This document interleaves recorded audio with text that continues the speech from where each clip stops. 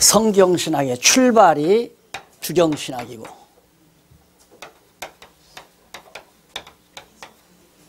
그 다음 과정, 성경신학 출발 과정이라고 할 수도 있고, 과정에서 교의신학, 그 다음 결과에서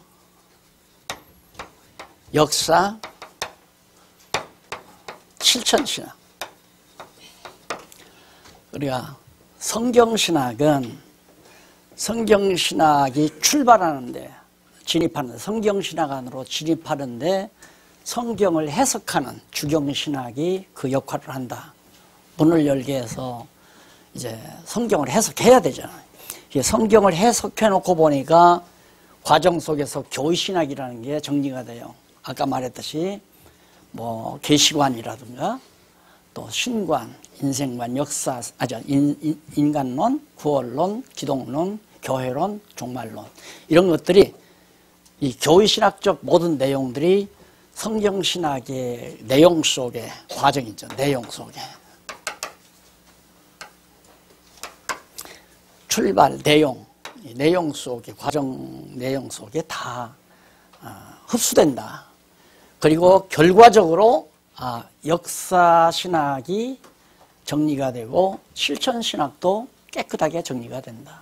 따라서 성경신학은 이 모든 기존의 신학적 학문, 각 분야의 학문들을 다 섭렵한 탁월한 신학이다. 그러니까 여러분 항상 가끔 들어 그래요. 박 목사님 대단합니다. 특히 여기 지금 우리 어학하러 오신 우리 목사님 제가 명동서 처음 만났거든요. 명동 대학 시절에 만나자 목사님 지금까지 변함없이 꾸준하십니다 그러더라고요. 변할 수가 없어요. 왜? 너무 좋으니까. 내가 이걸 모르면, 이걸 모르고 이걸 했다면 이게 정말 좋은 건지 나쁜 건지 감이 들어오죠. 나는 이 모든 걸 해놓고 보니까 다 웃기는 거예요. 말도 안 되는 거야. 정말 따지고 보면 전혀 말이 안 되는 거예요. 그런데 그걸 지금 전통신학에서 계속해서 이걸 고집하고 가르쳐 왔다 이 말입니다. 이걸 알고 성경신학을 딱 정리하다 보니까 이렇게 간단 명료하고 분명한 진리가 이 세상 어디에 있겠는가. 내가 책을 많이 안 읽어봤지만은 영국 대형 박물관, 영국 대형 도서관에 가서 그 책을 내가 다 읽는다 하더라도 이런 엄청난 깊도다 하나님의 지혜와 지식이 담겨있는 이 성경신학이, 이 성경신학적 논리가 나올 수 있을까? 안 나온다 이 말이에요. 전혀 있을 수가 없어요. 만약에 그런 것이 있다면 벌써 100년 전, 200년 전 난리가 났을 겁니다. 그러니까 저는 확신이 오는 게 나 죽어도 된다. 그거예요. 나 죽어도 상관없다. 그런데 다른 운동들은 그 운동가가 죽으면 다 폭삭 꺼져버리고 말아요. 한국교회도 전도관 박태선 씨 죽으니까 끝났죠? 통일교 문선명 씨 죽으니까 끝나잖아요. 또 구원파인가 왜 막 난리 쳐가지고 자살해서 죽었나 누가 피살했는지 죽어버리니까 요즘 구원파 좀 잠잠하잖아요. 죽으면 끝나요. 그런데 이건 안 끝나요. 절대 안 끝나요. 왜? 써놨잖아요. 책으로 써놨다 이 말입니다. 그리고 이게 딱 나와 있잖아요. 예. 그 전에 내가 경험했죠. 내가 한동안 대치동에 있을 때 너무 진부해서 가르치고 가르쳐도 이게 잘 전달이 안 되고 다른 데서 오신 장로님들 한 7, 8분 모셨는데 공부할 생각은 안 하고 교회 정치적으로 놀고 그러는데 야 이래서 되겠나 싶어가지고 한때는 아프리카 선교로 떠나버리려고 그랬어요. 근데 마침 기회가 돼서 아프리카에 갔잖아요. 그때 가서 한 달 내지 한 40일 동안 안 오려고 그랬어요. 상황 살피려고. 그때 내가 딱 가니까 갔다가 한 주일 지나서 못 있겠더라고요. 교회 생각이 나서 도저히 못 있겠어요. 그래 돌아왔는데 돌아오니까 놀라운 사건 하나가 뭐냐면 그때는 테이프, 이 카세트 테이프 있죠? 그것이 몽땅 나갔대요. 이제 박 목사 나갔다. 그래가지고 막 테이프라도 보관해야 한다고. 엊그저께 보니까 어느 목사님들이 옛날 우리 교인 우리 각 뭐 속회에서 쓰다가 이제는 카세트가 필요 없으니까 책이 나오니까 다 써놓은 걸 그걸 갖다가 영구 보존한다고 막 차에다 싣고 가시더라고요. 왜? 가치를 아니까. 나는 내가 가치가 있다는 게 아니에요. 성경 같은 책이 어디 있어요? 없어요. 그렇게 저술된 방법도 없고 그런 내용도 인간의 생각을 완전히 초월하는 탁월한 진리예요. 성경이. 그러니까 믿어지죠.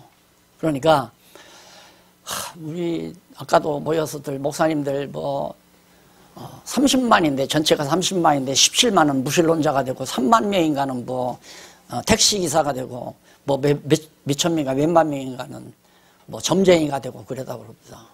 통계가 나오는 거 지난번 3.1절 행사에 가서 나도 들었는데 한심한 일이죠. 왜? 장사이기 때문에. 가가지고 막 교회가 막 붐이 일어났잖아요. 난리 날 때 누구나 가슴 뜨겁고 몸 후끈후끈 나는 사람은 다 목사가 같다고 나와 사명자라고.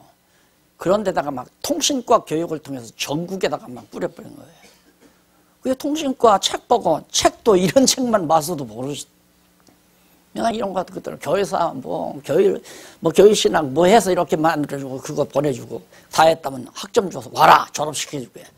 그럼 대강당 큰 기독교회관 같은데 여성교회관 같은데 얻어가지고 막 그냥 모자 씌워주고 가운 입혀주고 막 후드 걸트려주고 막 거창하게 졸업식을 해야 되니까 그걸 보고 막 전국에서 모여들기 시작해요. 그래서 목사가 30만이라고 하는 통계가 나오는 겁니다. 그래 망하는 거예요. 교회가 그래서 망하는 거라요. 성경대로의 진리를 2명이든 3명이든 붙들고 꼬박 가르쳐나면 안 무너나요. 교회가 꼭 몇천 명, 몇만 명 모여야 되나요? 몇십 명 모여도 튼튼하게 진리 반석 위에 세워야 할 거 아니겠어요? 그런 운동이 반드시 일어나게 될 겁니다. 그런 운동들이. 그래서 직접 성경을 깨닫고 와 정말 여호와 하나님 살아계시다 믿고 그런 자들이 10명도 모이고 20명도 모여서 야 우리는 중국 선교 야 우리는 대만 선교를 하자 우리는 동남아 선교를 하자 우리는 신문을 발간하자 야 우리는 방송을 책임지고 해나가자 이런 운동들이 막 독버섯처럼 아니 독버섯이 아니죠 버섯처럼 막 와 일어나야 돼. 중간에 껴가지고 지도자랍시고 중간에 껴가지고 모든 영향면 쭉쭉 빨아서 다 삼켜버리는 이런 교회 제도로는 망해 들어갈 수밖에 없어요. 그래서 정말 얼마나 탁월해요. 비교가 안 된다니까요. 비교가. 이게 또 출발도 주경신학, 건전한 주경신학을 얘기하는 성경을 성경대로 해석하는 성경신학. 그게 지금 여러분 강론 아니에요. 강론이 성경을 바르게 해석해 드리는 거거든요. 왜?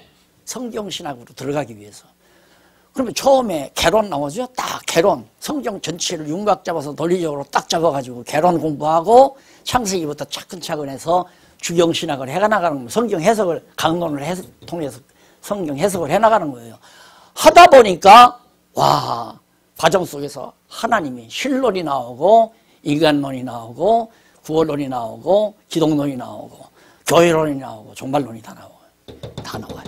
아까 말했듯이 신론, 인간론, 역사, 신관, 인간관, 역사관, 세계관 이거 빠져나오듯이 여기에 다 나온다 이 말입니다. 과정 속에서. 그러나 결과로 맺어져 있는 것이 역사관, 세계관. 예, 인간의 생활 자체가 행동 자체가 정되는. 그래서 학문에서 취급하고자 하는 것이 빠진 것이 하나도 없어요. 다 들어가요. 이 성경신학 안에. 그러니 탁월하죠. 이것도 그냥 산발적으로 들어가는 것이 아니라 논리체계에 의해서 정확하게 하나의 논리체계에 의해서 다 껴들어가 있기 때문에 퍼즐 조각이 물 셀 틈 없이 공기 셀 틈도 없이 퍼즐 조각들이 딱딱 들어맞아서 하나의 성경신학적 진리체계로 딱 정의가 되는 거 맞다 이래요. 맞다. 그래서 믿어지게 되고 믿어지면 행동하게 되잖아요. 내가 늘 말하지만 내가 저기 입구에 들어다 보니까 한 5돈짜리는 되겠노. 어느 양반이 막 결혼 반지를 너를 들고 갔는데 내가 안 죽고 그냥 들어왔다고 하면 지금 앉아서 계속 그것만 생각할 거야. 빨리 끝나야 나가네. 근데 내가 눈 파는 동안 가만 뛰어나가서 거기 찾아가서 왜? 믿어지니까. 내 말이 믿어지면. 믿어지면 행동으로 가잖아요. 안 믿어지면 에이 있으면 자기가 주었지 그걸 박 목사 저 거짓말하면 안 나가죠. 틀림없이 두 목사님만 안 나갈 거야. 안 믿어지니까. 당신들도 보면 당신들이 죽을 거니까. 근데 순진한 양반들 목사님이 안 죽은 거 나는 주워가야지 하고 나간다 이 말이에요. 믿음은 행동을 유발한다. 그것이 믿음의 행위예요. 그런데 행위와 믿음을 따로 정해놓고 논리를 펴니까 이거냐 저거냐 그거 가지고 지금 한국교회가 2000년 동안 계속 인간의 의지냐 하나님 주권이냐 이것 가지고 늘 너무 탁월해요. 이걸 나는 그렇게 생각을 해요. 이걸 적어도 부모들이 가정에서 성경신학적 이걸 부모들이 가정에서 20대 이전에 사상적으로 신앙적으로 딱 정리시켜 놓으면 대학에 가서 절대 말려들지 않아요. 저건 세속적인 인간의 지식, 인간의 사고, 인간의 관념, 타락된 인간의 생각 속에서 나오는 이론이다. 이렇게 정리하고 자기가 그냥 가지고 있다 이거예요. 그래서 젊어서 가르치면 좋은데 그래 가정교육 하는 이유가 늦어도 20대 이전에 자기 사상, 자기의 사상 철학 이것이 정리되기 이전 이 성경을 성경대로 깨달아서 성경신학적 논리체계에 의한 진리가 딱 정착되면 그걸 위해서 살고 그 진리가 삶의 목표고 나머지 이제 삶의 방법을 추구하게 되고 목표 있는 방법은 방법 자체도 귀한 겁니다. 목표가 없이 방법으로만 사는 건 허탈감이 오는 거죠. 나는 왜 이 일을 해야 되나? 목표가 아니니까 돈 번다 싶다. 사업을 해서 구멍가게를 하나 경영하는데 나는 재수없이 부모를 잘 못하고 나서 많은 유산 못 받아가지고 구멍가게 주인이나 하나 사나. 삶이 늘 원망스럽고 불만이죠. 그러나 삶의 목표가 확실하면 구멍가게 주인도 긍지가 있고 보람이죠. 어떤 일을 해도 상관이 없다. 그래서 정말 하나님께서 우리에게 주신 이 성경신학적 보화야말로 매우 중요한 건데 필요성이 뭐냐면 왜 성경신학이 필요한가? 신학의 난제와 혼란 지금까지 설명 다 한 거예요. 이런 신학들이 난제 풀지 못할 이것이 수두룩해요. 엄청나다 이 말입니다.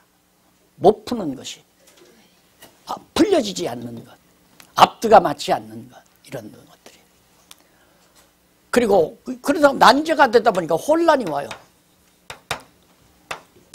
난제에서 혼란이 올 거 아닙니까? 풀지 못하니까 다 제각각이야. 그래서 기독교 아래 이렇게 혼란하게 교파도 많고 교회마다 목사님들의 주장이 다 달라요. 다 달라. 왜? 어차피 너도 모르고 나도 모르니까 이건 내 거다. 나는 이렇게 생각한다 해놓고 무조건 교인들에게 자기 주장을 자꾸 가리키다 보면 쇠뇌가 된다 이 말입니다.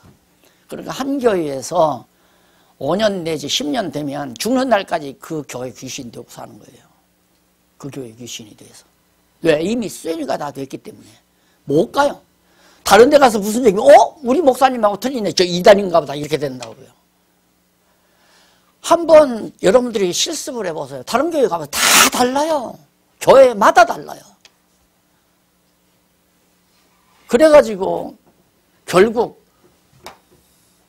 교회가 혼란스럽다 보니까 아까도 말씀드린 대로 아무나 목사 한 수 해가지고 목사가 30만 명이나 되는 이런 참 웃지 못할 일들이 벌어지게 되는.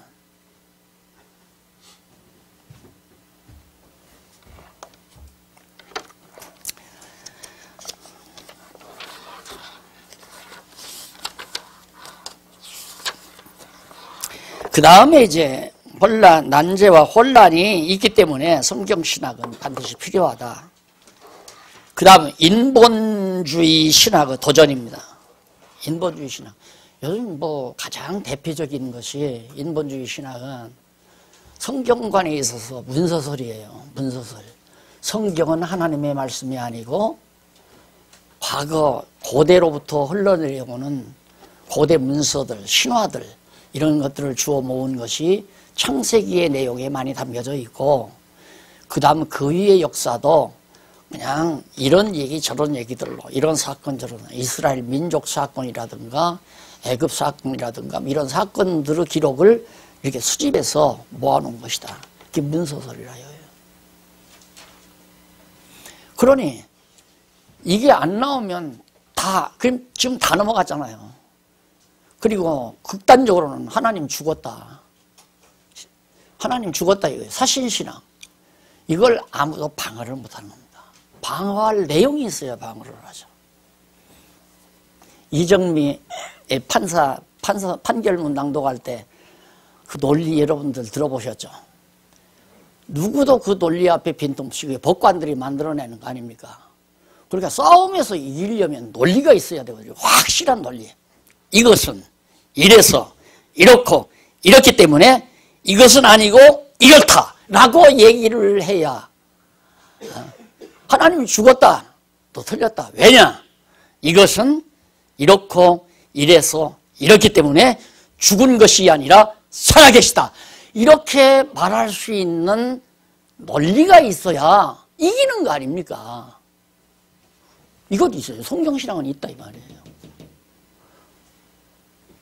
박 강사님 말을 들어보면 10단 논법이라고 그래요. 10단 논법.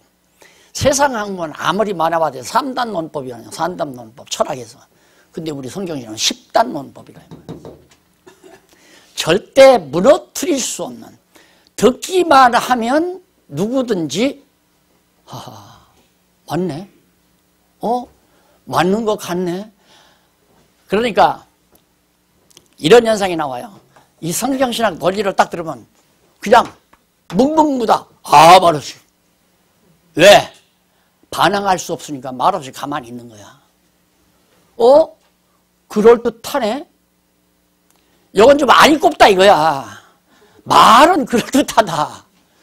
그런데 맞다. 이렇게 나온다 이거야. 마지막은 탁월하다. 근데 그렇게 알고도 안 돌아오더라고요. 왜? 이게 일반 성도들 같으면 야 탁월하다 이 정도면 말할 것도 없죠. 맞다만 해도 돼요. 일반 성도들은. 왜?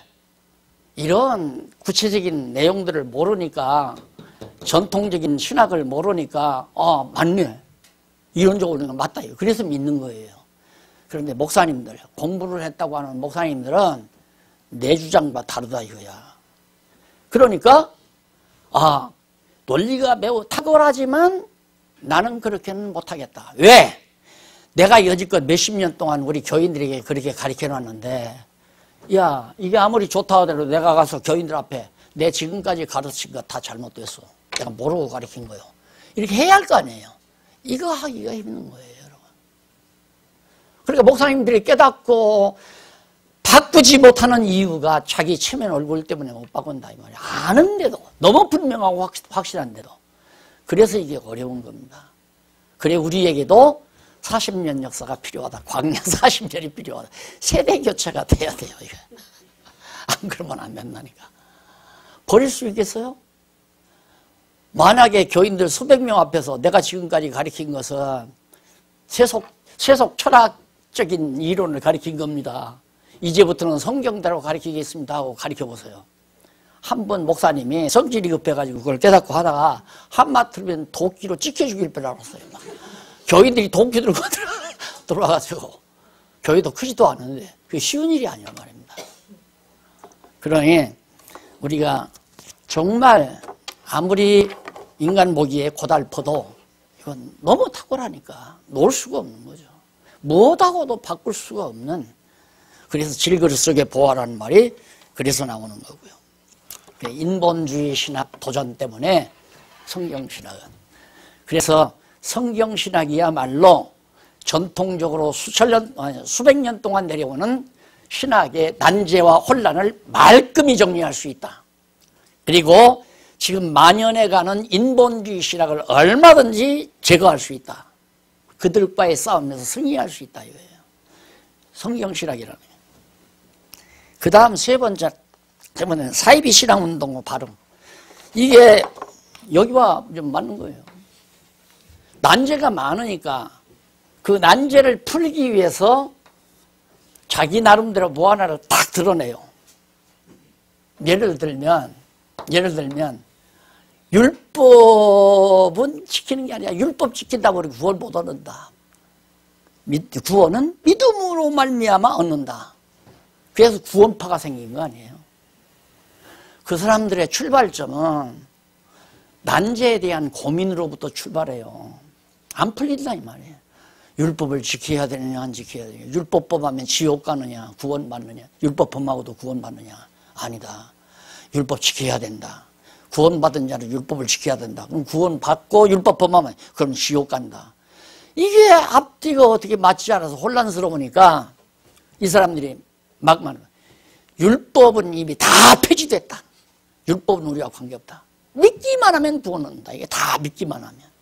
그러니까 온 성도들도 방황하다가 와 하고 모여드니까 막 수천 명, 수만 명 모여드니까 돈이 생기게 되고 돈이 생기니까 교주가 나오고 그러다 보니까 사이비 종파가 이루어지는 거고 다 그런 거 아니에요. 구원파도 그렇고 뭐 전도관도 그렇고 통일교도 그렇고 통일교는 왜? 선악과 문제가 해결이 안 되니까 이름에 선악과를 하나님이 안 만들었으면 안 따먹었으면 되는데 이걸 왜 만들어 놨을까? 그러니까 선악과를 따먹었다는 말이 과일 따먹었다는 말이 아니다. 남자가 그걸 따먹었다는 얘기다. 그러니까 맞다 이거야. 그게 맞다. 그래가지고 혼음교회가 나오는 거 아니에요.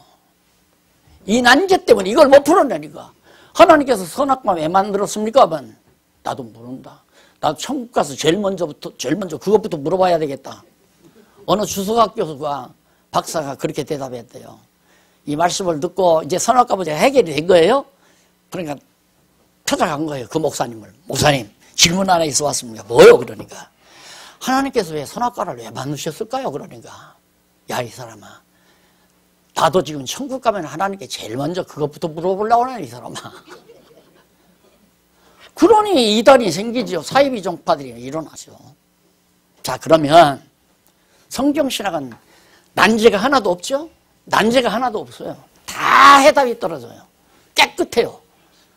그러면 난제가 없으니까 혼란도 이야기되지 않는다면 세속주의도 세속주의 신학도 인본주의 신학도 커버할 수 있고 이것도 다 정리가 되고 그러면 사회비 운동도 다 척결이 가능하다.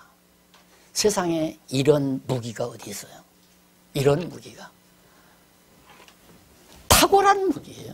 진짜 탁월한 무기. 이게 사람의 생각이나 연구 속에서 나왔다면 탁월한 게 나올 수가 없죠. 하나님의 생각을 찾아낸 거기 때문에 누가 들어도 정확하게 듣기만 하면 비교할 수 없는 어느 것과도 비교할 수 없는 탁월한 진리체계가 바로 성경신학이다. 그래서 성경신학은 반드시 필요하다. 다 외우세요. 신학의 난제와 혼란 이것 때문에 전통신학의 난제와 혼란 때문에 그리고 인본주의 신학 때문에 사이비운동 때문에 이것 정리하면 얼마나 대단한 거예요. 이것 정리할 무기가 나와 있는데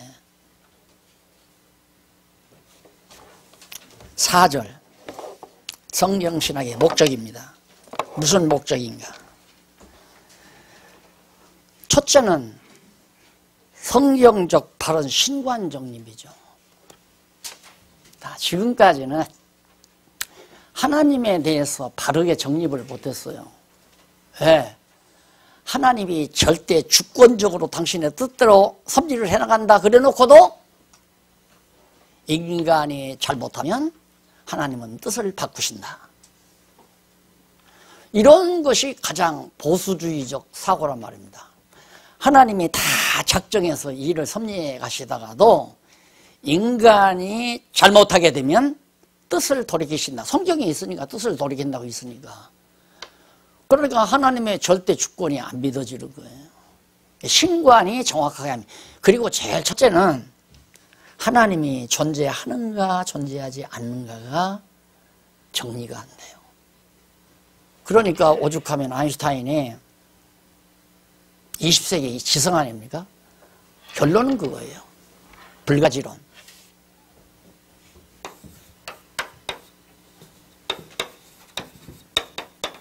응?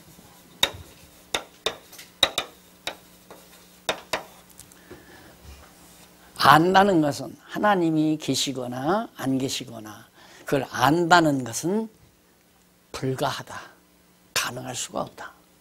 있어도 있다는 걸 입증할 수가 없고 없어도 없다는 걸 입증할 수가 없다. 아인슈타인이 한 말이에요. 맞는 얘기 아니에요? 그게 현실이란 말입니다. 그러면 종교라고 하는 것은 이 종교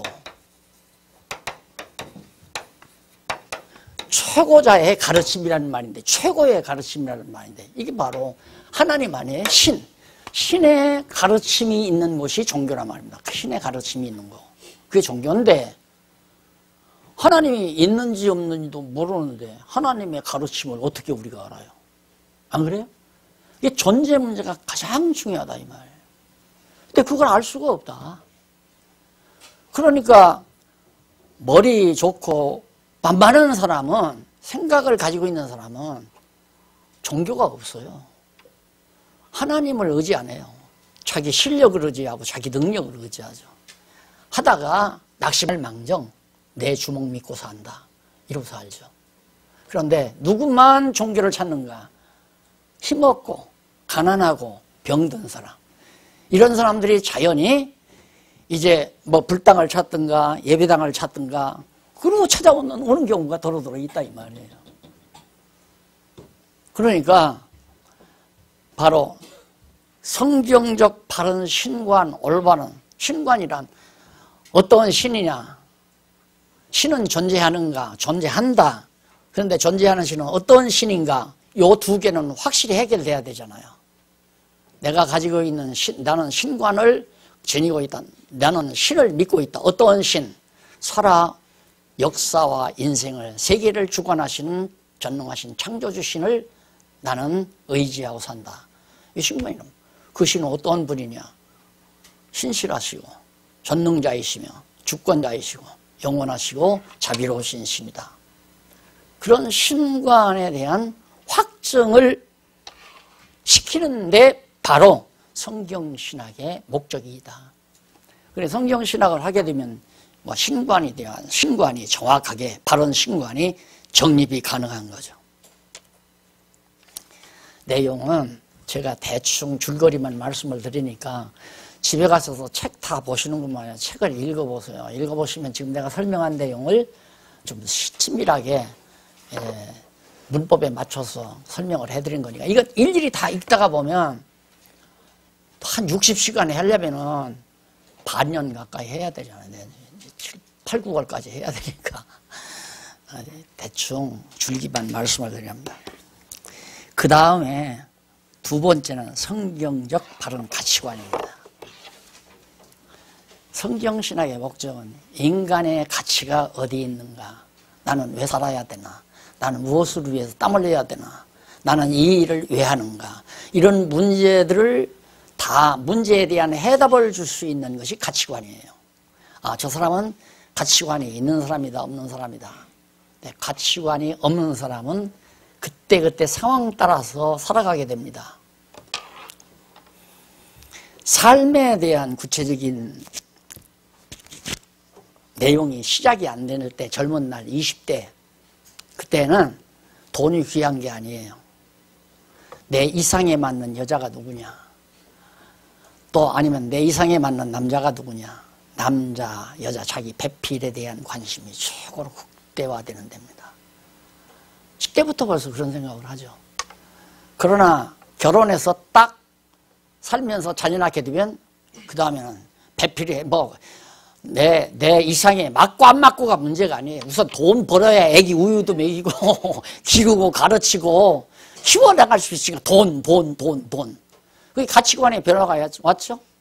그냥 일평생 살다가 가치관 적어도 대여섯 번씩은 바꿔가지고 산다.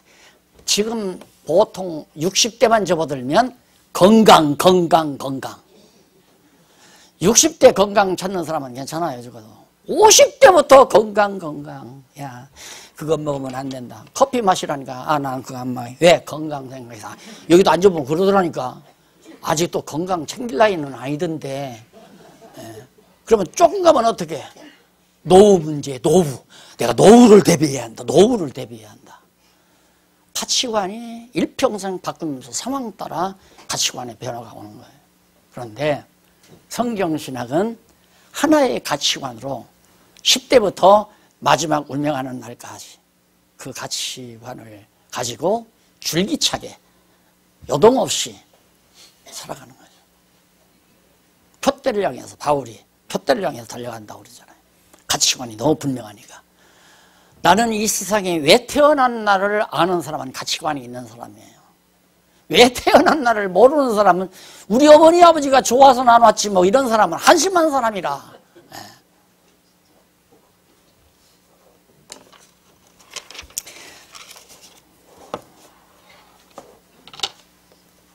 제5절 성경신학의 방법입니다. 그러면 성경신학을 어떤 방법으로 성경신학을 해야 되는가? 공부를 어떤 방법으로 해야 되느냐 이거죠. 첫째는 잘못된 철학적 방법이 있어요. 이건 잘못된 거예요. 철학적 방법으로 하는 건 잘못된 거예요. 그런데 지금까지 이제 전통 신학자들, 소위 신학대학 박사들이라고 하는 분들이죠. 교수, 대학 교수들. 이런 사람들 모두가 다 철학적 방법에 의해서 신학을 하는 거예요. 공부를 해요. 성경신학. 그러니까 성경이 안 보이는 거죠. 내가 학교 다닐 때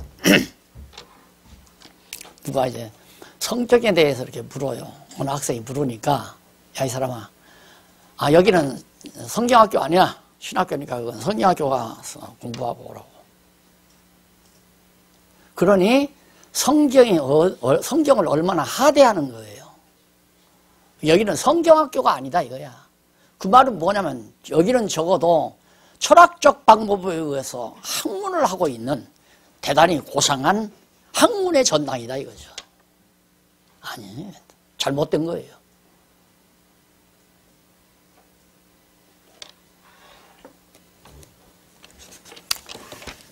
그래서 철학적 방법이 가장 중요한 그 방법 중에 하나가 내가 늘 말하잖아요.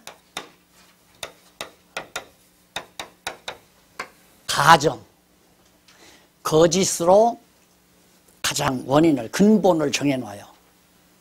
예, 이것은 했을 때 이것은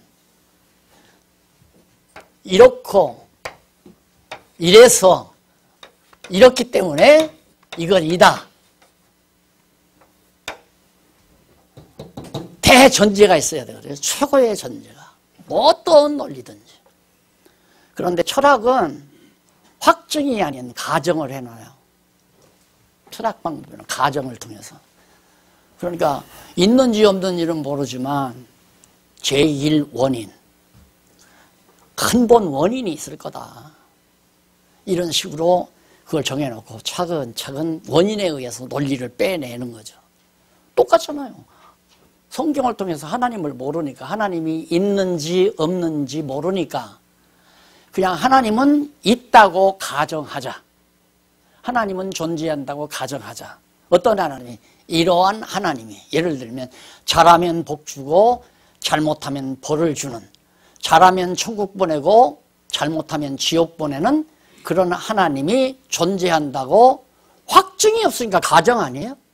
그 가정을 정해놓고 이제 이론을 만들어내요. 주경신학도, 교회신학도, 역사신학, 실존신학 이런 학문들을 만들어내니까 철학적 방법에 의해서 하는 거죠.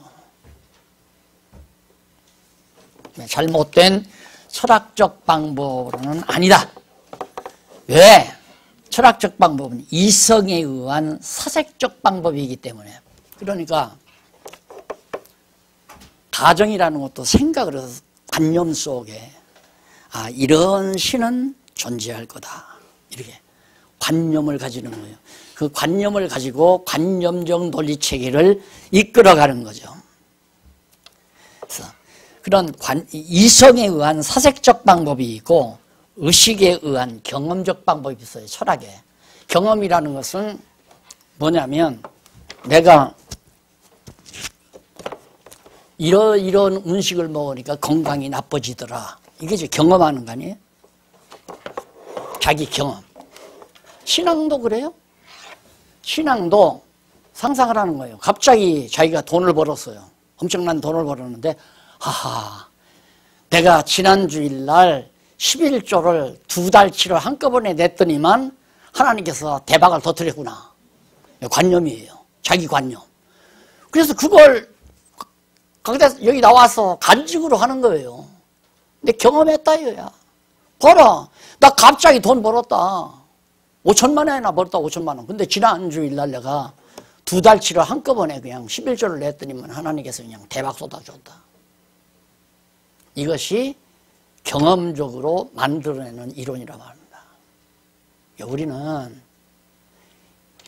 이성적으로 만들어낸 어떤 잘못된 철학적 이성에 의한 사색이나 경험을 통해서, 의식에 의한 경험, 의식은 내가 몸을 가지고 있으니까 내 몸에 와서 하는 의식을 통해서 뭘 경험한다. 뜨겁더라, 더웁더라, 춥다, 덥다, 따뜻하다, 아프다, 편안하다. 이게 다 의식작용 아니에요?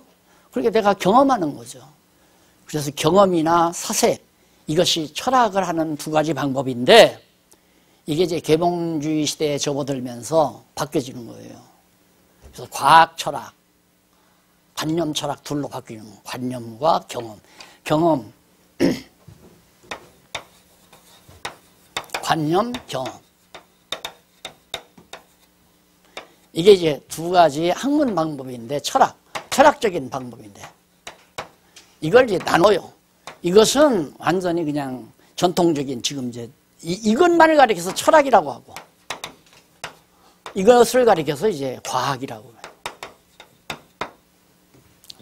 이게 경험이라든지 과학도 얼마나 부실한 건가 한번 상상을 해보세요. 이 하나님께서 지어놓으신 이 우주라고 하는 건, 엄청난 이 우주라고 하는 건 아직 다 발견하지도 못했고 알지도 못하고 정리가 안 된 거예요. 우주 속에 겨우 은하계 안에, 태양계 안에 자그마한 지구예요. 지구를 통해서 지금 경험하는 게 뭐냐면 달을 좀 정복해서 갔다 왔고요. 화성인가 어디 있는 쪽 갔다 오고 앞으로 어디로 가고 이제 겨우 태양계 쪽을 지금 살펴보기 위해서, 경험하기 위해서 지금 난리란 말이다. 과학이라는 거에. 그런데 일개 작은 한 부분 가지고 이것이다라고 정의를 내린다는 것은 우매자들이 저지르는 하나의 궤변일 수밖에 없다. 그래서 과학적 결론은 자꾸 바뀌는 거예요. 만유인력, 뉴턴의 만유인력이 우주 설명의 큰 원리다라고 생각을 했는데 그다 뒤집어져 버려. 상대성 이론이 나오니까. 그래 이게 벙벙해가지고 정리가 안 되는 거예요. 그런데 과학이라면 우리는 이건 과학적 하면 이건 맞다. 과연 철학은 이건 아닌 것 같다. 이렇게 생각해요. 지금 시대가 바로 이런 시대예요. 그런데 이것도 아니고 이것도 아니에요. 우리는 그렇기 때문에 어떤 가정을 할 수가 없어요. 가정으로 시작하면 다 엉터리 결론이 나오는 거니까. 그런데 정황무한 하나님의 말씀, 성경이 우리에게 있다고 하는 것은 참 엄청난 축복이죠. 이 같은 축복이 있을 수가 없죠. 왜? 이걸 정리하고 살 수가 있게 됐으니까. 이걸 정리하고 못 살면 다 병자가 돼요. 병자가. 그러면 아까도 말했죠. 젊은 날에는 10대, 20대 접어들어서는 내 이상에 맞는 배필 여기에 눈독을 들이고 살잖아요. 실력에서 내가 성공해서 좋은 배필 만나야 되겠다. 결혼해서 살다 보면 돈, 애들 다 크고 나면 건강, 또 조금 나가서는 노후 대책, 뭐 이런 식으로 이제 사는데, 그렇게 살다 보면 무의미해진단 말입니다. 무의미한 상황에 접어들게 되면 이제 정신병 초기가 되는 거예요. 그게 우울증이란 말입니다. 우울증. 아무런 의미가 부여되지 아니하니까 정신적으로 우울증 환자가 되는 거예요. 목적이 없고 왜 살아야 되는지도 모르겠고, 나는 왜 이렇게 있어야 돼. 남편이 아무리 멋져도 상관이 없어요. 필요 없어요. 여자가 아무리 아름다워도 필요가 없어요. 그래서 이제 결국 인간들이 병들고 정말 고통을 겪고 그러는데, 성경신학은 너무 분명하고 확실하게 딱 제공해 주기 때문에 하나를 설명해도 하여튼 이 모든 하나님의 피조세계를 다 설명할 수 있게 됐으니까, 이 안에 가득 채워진 하나님의 생명력,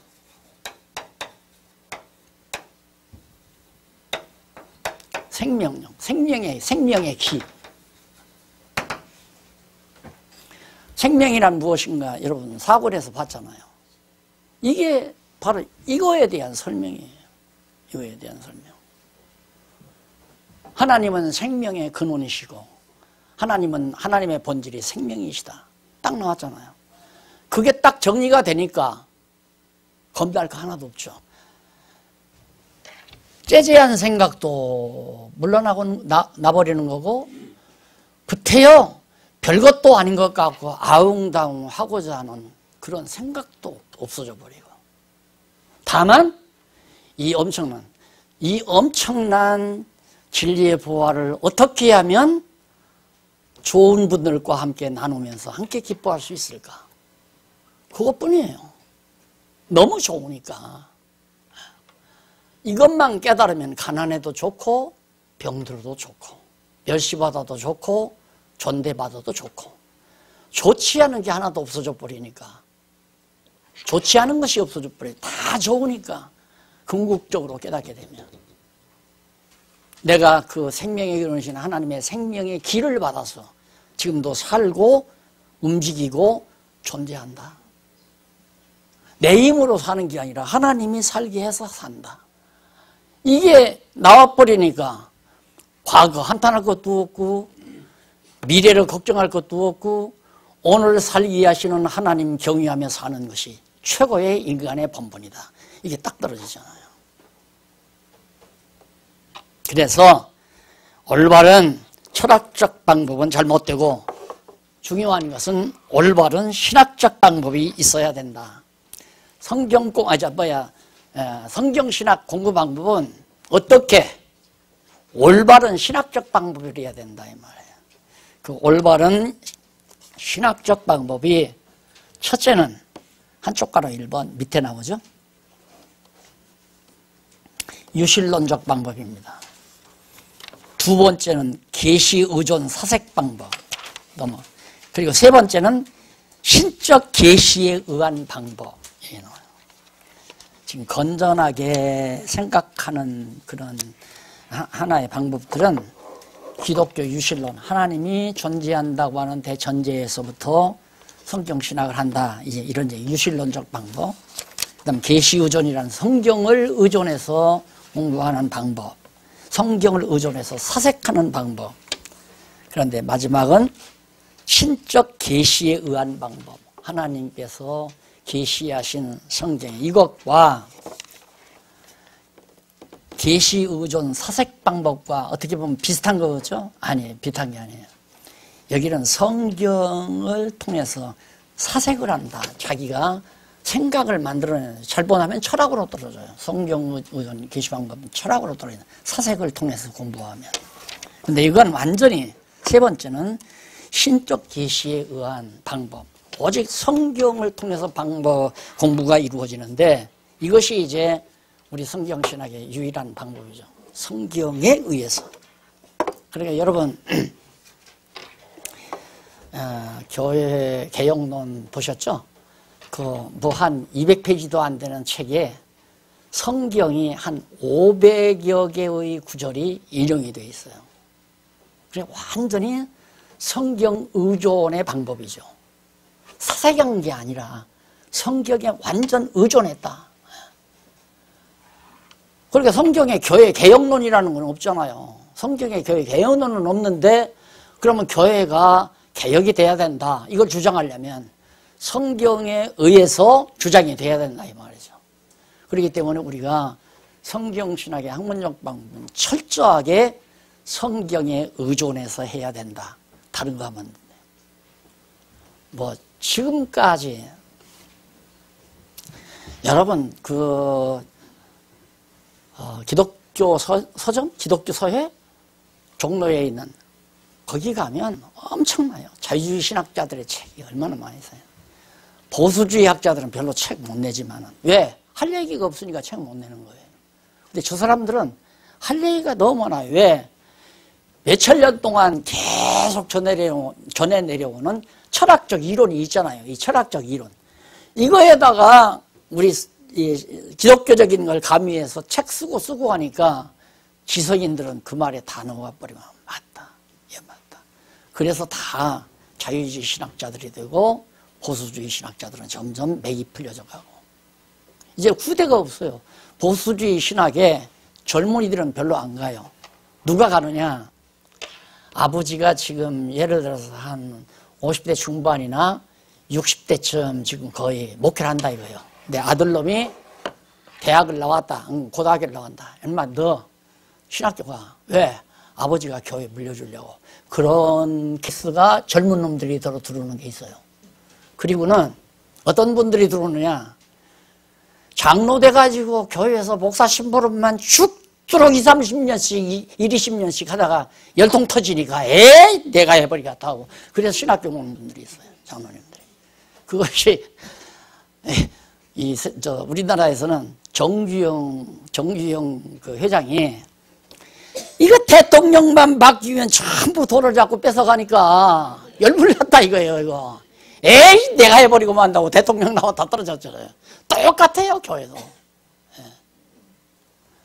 이 부분 성경신학의 학문적 방법, 필요성 진하고 성경신학 방법론 그거 집에 가서 좀